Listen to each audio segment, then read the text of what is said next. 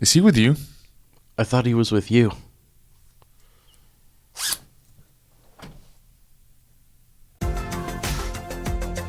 You're listening to the Social Geek Scene podcast, your scene for all the geek things. Hey everyone, welcome back. I'm Sam. And I'm Jeremiah. And in today's episode, we're going to be talking about the recently released movie, Batman v Superman, Dawn of Justice. And we also have a special guest with us today to talk about the movie. To my right here is Mr. AP Harris. Welcome, AP. Happy to be here, guys. Awesome. AP is in our social geek scene, and we love playing board games with him, video games. He's crushed us in Smash Brothers a few times. Your favorite character is? I'm a Diddy Kong man when we're talking Brawl, but if we're throwing it back to OG Melee, I'm a Marth man. Exactly. And we just love your thoughts and your views on anything, all the geek things. So we always love your input. It's always great to have, an extra opinion. It's always great to be here. I'm happy to contribute this week. It's going to be a good thing. Great. Well, let's jump right in, shall we? Let's do it. We are going to be talking about spoilers. So Yes. if you have not seen the movie, Be warned. don't watch this and go watch the movie and then come back and check this out to check out our take on it. But we will have spoilers. I'm going to say that twice because it is important. Yeah. We are having spoilers. That's 3. I think we're good now. All right. It's your fault if you watch this. Yeah. All right, let's go ahead and self-control. Let's go ahead and get started. Okay, Batman v Superman. I know going into this movie, expectations were very high. Mm-hmm. This is the first time we've ever seen Batman and Superman together on screen, and the movie screen, and they don't exactly like each other. Nope. So there's a lot that happened in this movie, and so Adam, I just want to ask you, what were your expectations going in? Well, my expectations were very, very high. This is the most anticipated movie in the DC universe that we've been waiting for the upwards of a year and a half to 2 years.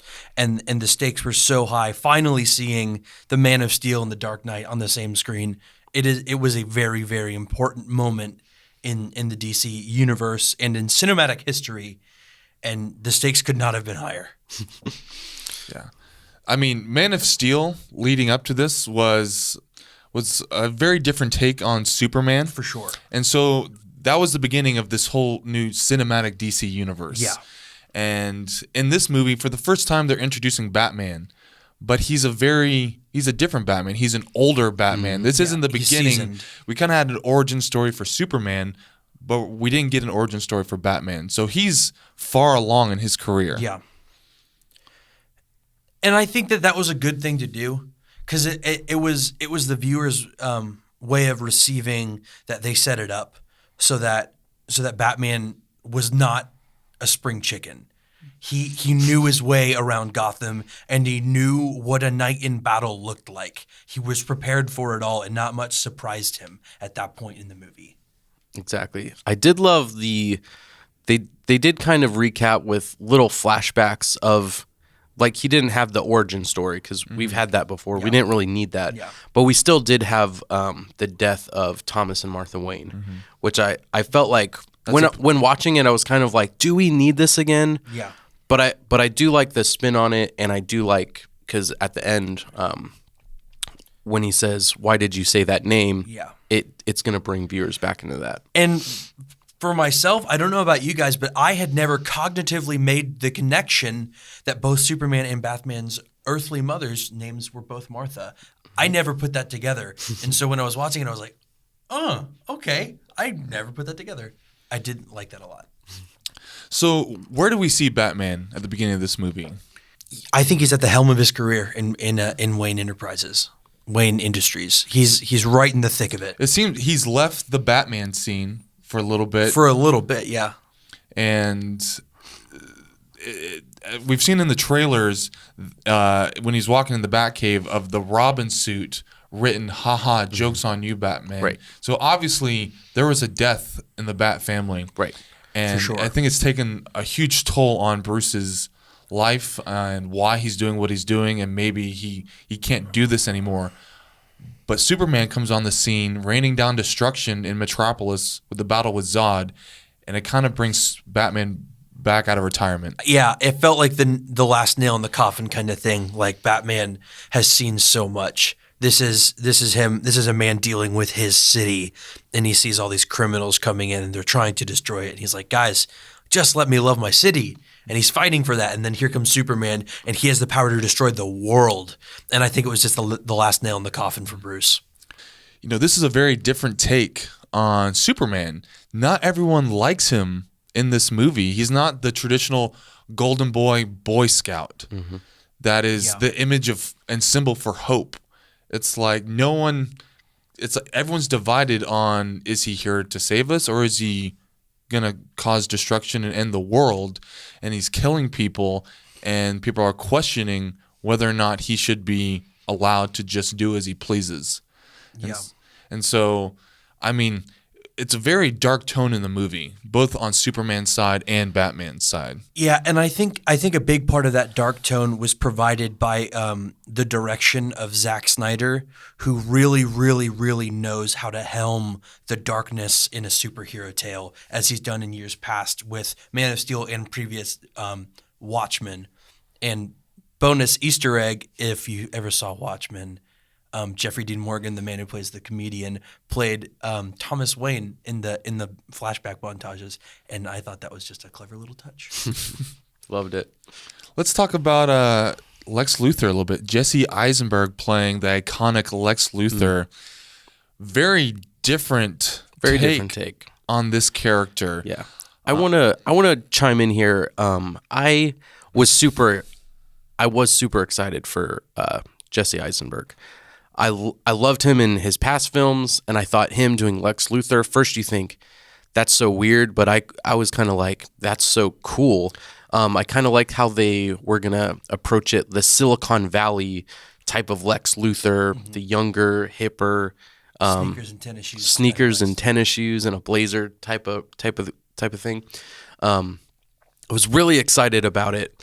Watching the movie, I was keeping an open mind. But there was a part in the movie where I was kind of like, something's feeling a little weird here. He's kind of like stuttering. He's kind like in front of all the people. He's acting really loony. Where's his motivation? Right. And I'm kind of watching it, and I'm trying to give it the benefit of the doubt, but I am getting a little confused here. Right. His personality was all over the place. Yeah. And you didn't understand his motivation for why he hates Superman. Because, I mean, they are rivals in the DC universe and comic books. They are each other's arch nemesis. But in this movie, you didn't get that feeling of that relationship, that tension, and why that relationship is the way it is.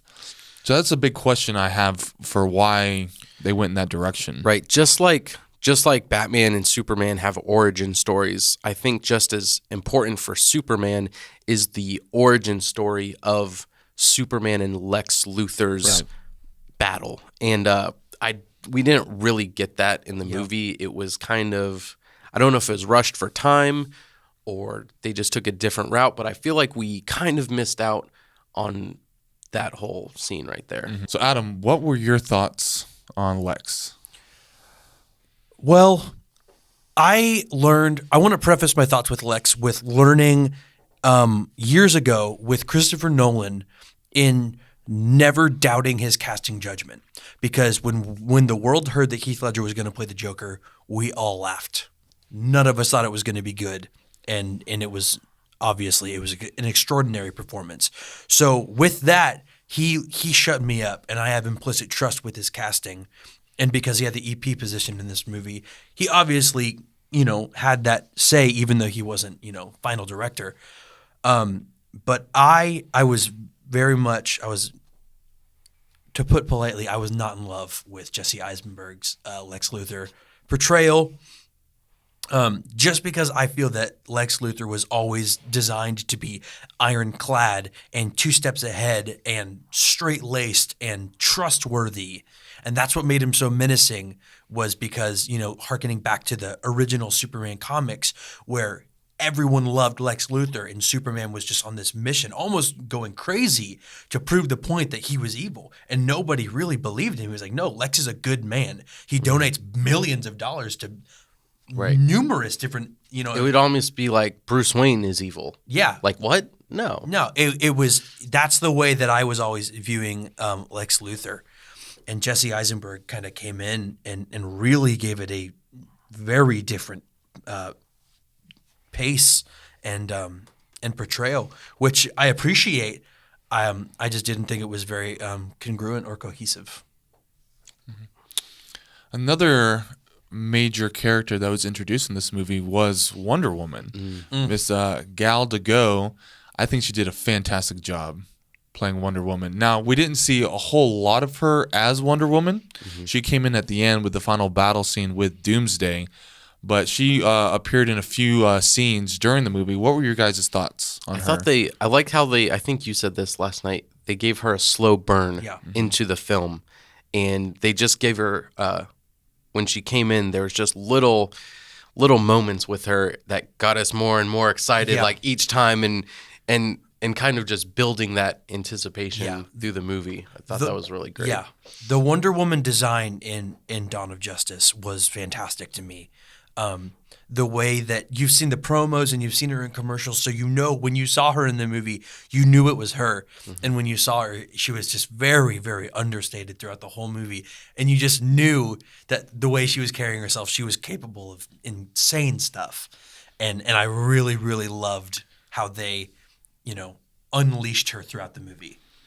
And she wasn't, or didn't seem like an amateur coming in to battle with the big boys. She was like, she came in and was like, ready. I'm ready. I've been doing this for a long time. Yeah.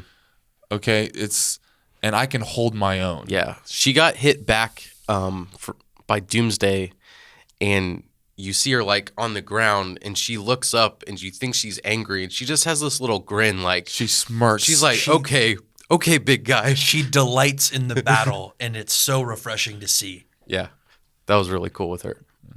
Yeah, I loved what they did with Wonder Woman, because it's so rare, the depiction of a powerful woman in superhero film thus far. We've seen Black Widow in the Avengers. We've seen Scarlet Witch in the Avengers, but there's something about Wonder Woman she's ready to hang in a big way, because here's Superman getting dealt big blows from Doomsday, and Wonder Woman actually has a smile on her face. And she's like, let's go, guys. Let's have some fun. Like playtime or something. She's the coolest. So let's dive in a little bit to the story. I mean, my reaction to the way it was put together, they tried to fit in a lot in one movie. They're really, I think we could all agree they're trying to play a little bit of catch up with the Marvel Cinematic Universe. Certainly. Agreed. And so they fit in a lot of characters, and it did feel rushed at many times. But they fit in two major DC plot lines. One is Batman, or The Dark Knight Returns, and then Superman Doomsday. Superman fighting Doomsday, and he does die at the end of this movie that we've seen. And I feel like those are two storylines that can stand on their own as very important moments in the comic book world. But they put them both in one movie, and I felt like that was a little bit too much. What do you guys think? I think in certain lights, that was a very intentional decision on DC's part of making it about the lead up into the Justice League. This is no longer, the DC universe is no longer about Superman as an individual or Batman as an individual. It's about everyone working together as a team. And so the most pivotal moment in Superman's origin and the most pivotal moment in Batman's moment, they made a movie about, both of them running side by side as a way of saying, these two are about to be in it for the long haul. Yeah, it didn't feel like this was a Superman movie or this felt like a Batman movie. This was a DC movie. DC Universe movie, for sure. Right. And I appreciated that a lot. And I thought that it was a good decision. And I understand how it could have gotten cluttered, especially for a movie that almost clocked 3 hours. What a monumental feat to feel cluttered and rushed in a 3-hour movie. But what I thought was super cool, pun intended, was Batman's preparation for battling the strongest man, on Earth. Yeah. And I thought that was really, really cool. They just showed him like smacking a tire with a hammer at one point. Yeah. And that kind of made me laugh, but I was like, yeah, go for it, man. Yeah. Just build those, whatever you're building. Get after it. Build all the muscles. Yeah. And then you also had him on the tech side of things, making kryptonite weapons and all other sorts of gadgets that Batman does. I love that they brought the gadgety side of Batman in, and the detective-y side of Batman in, just everything all pulled together that makes Batman true to Batman. Yeah, it was very, very special to see Ben Affleck work so hard to be Bruce Wayne, working so hard to try to defeat Superman, because at this point there's no middle ground between the two. He is here, and they are not on the same page.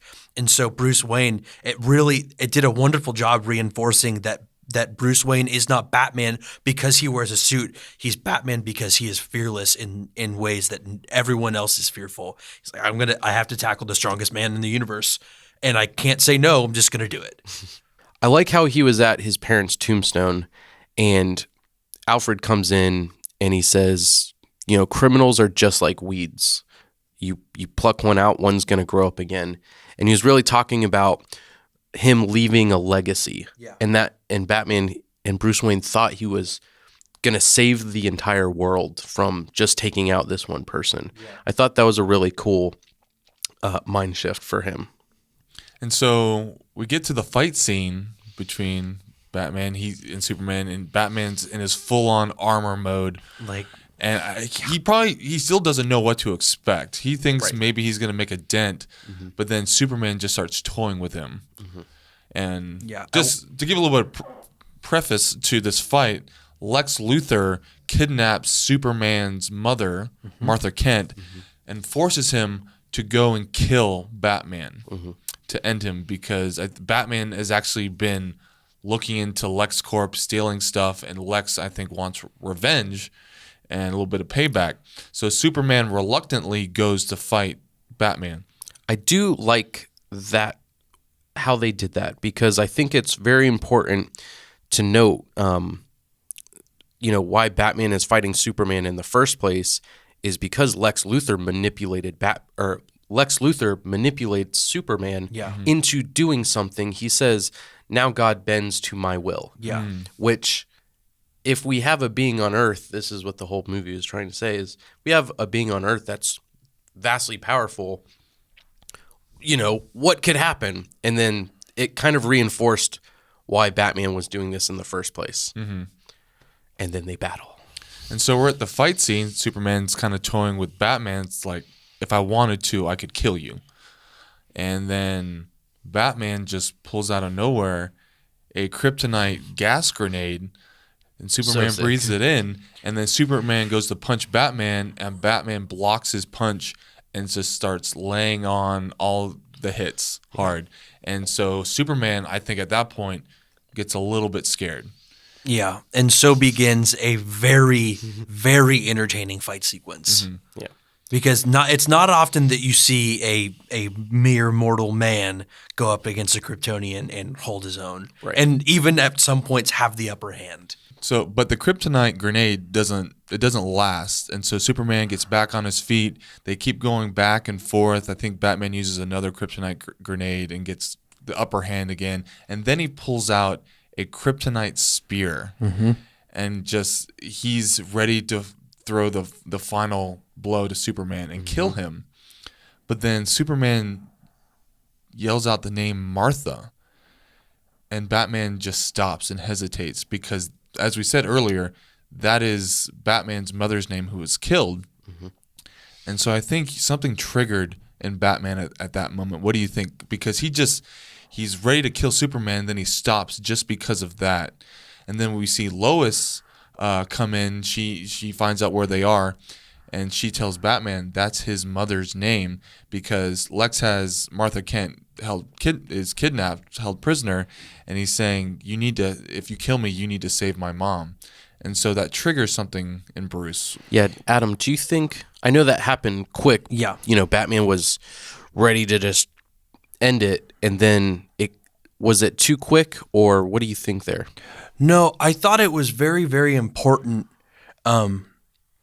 that scene was even made, because for viewers like me who had forgotten and never made that correlation between both of their parents, both of their mothers being named Martha, it was so important to show that earlier there's commercial promos where Batman says to Superman, "Do you bleed?" And then it's like, "Oh, you will." And he has this spear, and Batman really, really has a dangerous upper hand at one point. And he is fully prepared and has the power and is planning to rid Superman of the Earth. And it is very, very kind of tense, because it was never really designed to be this way. When you see it and you're like, it really takes you back. But when Superman says Martha, I think it's Batman, and when he kind of hesitates and says, "Why did you say that name?" and he gets like really defensive, it's just that constant reminder that the damage that Bruce has seen in his life, he wears it on his sleeve, and he really never takes it off. Like, the death of his parents is something that he will never forget and remembers daily. And so for that to be just a pertinent reminder of him, it kind of really caught him off guard, because it tackled something very close to Bruce's home. And so at this moment in the movie, we also find out Lex has a plan B happening. He actually gets access to Zod's dead body from Man of Steel, and he's in the alien ship, and he's using the technology to create a powerful being, a monster, which is Doomsday. And so Batman and Superman are like, okay, we need to work together. And so Superman goes to find Lex, and he has Batman go to save his mom, which we end up seeing a really great fight sequence with Batman and some henchmen. Probably my favorite part of the movie was just Batman zipping around a room of like 24 guys, just taking them all out. Yeah, that was a great sequence. And then when he saves Martha, he says, "It's okay, I'm a fan of your son's." Friend of your son. Yeah. And she's like, "I figured, with the cape and all." Yeah, just a classy little touch. And so now Doomsday is on the scene, wreaking havoc in a very big way. Yeah. And so Superman is fighting. Batman is on the scene, probably trying to figure out, what in the world am I going to do here? Yeah, I like how you have Superman is the muscle of the operation. Now with the team up, Batman's obviously the brains of the operation. Yeah. He's kind of figuring out, how are we going to defeat this thing? Whereas Superman is basically like, I don't really care. I'm just going to use my strength and make it happen. Yeah. And then we have Wonder Woman. She's actually getting on a plane, leaving somewhere, but she's seeing it on the news, this battle taking place, and she realizes she can't sit on the sidelines anymore. She has to come back and help fight this giant creature that's destroying the city. Don the armor once more. Mm-hmm. So that was great. She appears on the scene with the classic line from the trailer, "Is she with you?" I thought she was with you. Yeah. And so we have the three of them battling Doomsday. It's a great fight sequence, and eventually Superman has to use the kryptonite spear to kill Doomsday. But in doing that, Doomsday impales Superman and kills Superman, which I wasn't necessarily expecting, since this is the second movie that we've had Superman that he would die already. But that's what happens in the Superman Doomsday storyline with Alex Ross. Yeah.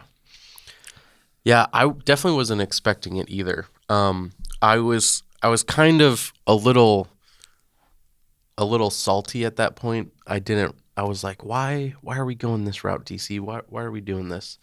But I think it makes sense because the whole movie you're getting this narrative, this godlike narrative, everyone's kind of trying to wrap their head around this thing. And Wonder Woman and Bruce are talking at the funeral and talking about, we need to find everyone like you because we need to stand together. And so that's a big tease to Justice League, which comes out next year, 2017, and it's going to have everybody back. So they did tease a little bit, is Superman really dead? Because you can't have the Justice League without Superman. Right. So let's talk a little bit about that, because they actually cameoed some Justice League members in this movie. Three other members. Aside from the main three, the Trinity, if you will. Yes, we had a Flash little scene. We had the Flash in there, and we had Cyborg, and we had Aquaman, and we had no one else. That was it. That was it. Just then, but we did have very, very brief foreshadowing of the Green Lantern Corp in a scene where Lois is on a journalistic trip and she's trying to get the scoop on something, and she talks to I actually have no idea who the guy was or what he did. I know that he was in the movie, and he said something about General Ferris is in the other room, and I love that.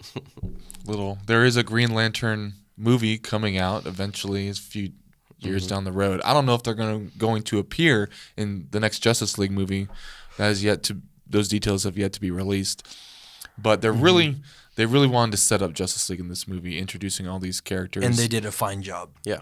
I think the death of Superman was so important setting up the Justice League, because you have Bruce Wayne, you have Wonder Woman up at the funeral, and Bruce Wayne, Wonder Woman, what does she say? Wonder Woman says that man is corrupt and will never be capable of working together or standing together or being united. Right, and I think everyone was so focused on, looking at one man for hope, looking at Superman for hope. But I think what they really need is, the Justice League to see a team all working together. Yeah, and that's the beautiful thing of this movie setting it up, is that the death of Superman gave room for not only the Justice League to be the idea of the Justice League to be conceived, but also for it to be helmed and donned by Batman and not Superman, because Batman made the very mature realization of, the world's looking to one man, and when you look to one man, he will inevitably fall. And when he acknowledged that, it wasn't saying, look to me instead. He said, no, we need a team of very equally and rounded people, and we can handle this together as a unit and a democracy, like almost a self-sustained government. One of the things they did also with setting up Justice League is they teased Darkseid as the villain in this movie. Batman randomly had a couple of dream sequences teasing the end of the world of Darkseid taking over. We saw the Omega symbol in the ground and his army of parademons flying over the place, people running and hiding, and cities being burnt to the ground. And so that was a little bit out of left field with the way they did that with Batman, but they're definitely teasing Darkseid as the major villain in the DC universe that the Justice League will have to battle. But I have a theory of how this is going to come about. Tell me what you guys think. Lex, at the end of the movie, he had access in the Kryptonian spaceship, and with all the knowledge. With all the knowledge, he had access to their archives, and which spans thousands of star systems. I think he sent out a signal into space, drawing whatever's out there to come to Earth. And he teased that to Superman. Lex was thrown in jail, and Batman went to visit him, and Lex was teasing he's coming. Yeah. They know. He said the bell has already been rung or something. Yeah. Yeah. And so I think that's what's going to draw Darkseid to Earth, and the Justice League is going to have a really hard time facing one of the toughest villains in the DC universe. Do we think this is absolute speculation, do you think we are going to get a Justice League that has been a team for a little bit, or are we going to get a Justice League that's, Ragtag all hodgepodge. just came together at the last minute because the city's falling to pieces. I think Batman's going to be doing some recruiting. I think they have access to who some of these people are through the files he stole from LexCorp. And so he knows who he's going after.